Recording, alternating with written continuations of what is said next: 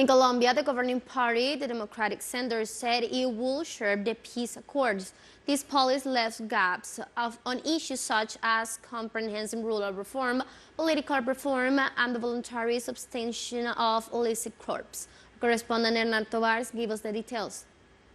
Manuel remained for 15 years in the ranks of the former FARC-EP guerrillas. He's one of the more than 13,000 combatants who joined the peace process in 2016. His dreams and his conviction a year before this agreement became a reality made him imagine a new country where reconciliation is now the weapon of peace, reason for which he left the war behind. It meant a very important moment for our country, the possibility that in Colombia we can talk to each other, that in Colombia we have the possibility to respect each other for thinking differently, but it also means great things for me as a person, like Manuel, and that is to be reunited with my family, to be reunited with my friends.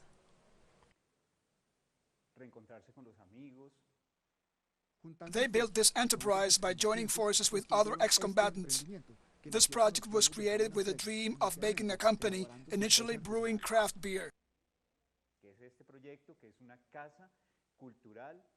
This is the project, which is a cultural house, a restaurant, a cafeteria and a bar, which was fundamentally founded on the basis of the economic savings of the members of this project. We have not received any financial, logistical or training support from the government. The policies of Iván Duque's government and his party have put an obstacle not only to this project, but also to the desire of many to achieve peace. The Democratic Center's first challenge will be to tear up that damn paper that they call the final agreement with the FARC. This marked the route for the implementation of the peace accords in the hands of Iván Duque between 2018 and 2022.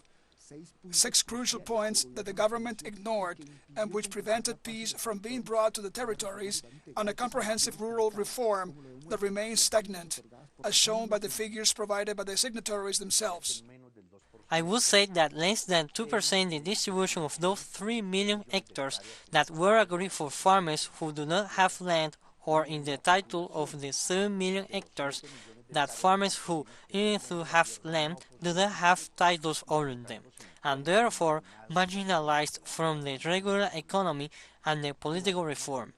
The government has not been able in these 4 years to present a political reform project, which was agreed, and that would have guaranteed that at this moment that we are electing a new Congress and that we'll be electing a new president, there would not be so many doubts and critics. Another situation left by Duque's government is the lack of security guarantees for ex-combatants.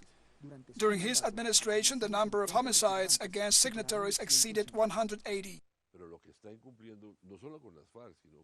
What is not being done either with the FARC or with social leaders is to guarantee their lives.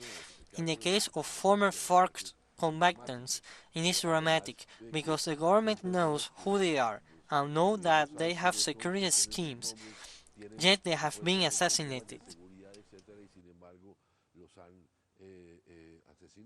In addition to this scenario, other points of the peace accords are far from being fulfilled. The substitution of illicit crops have only reached 5.3% of the families linked to the program.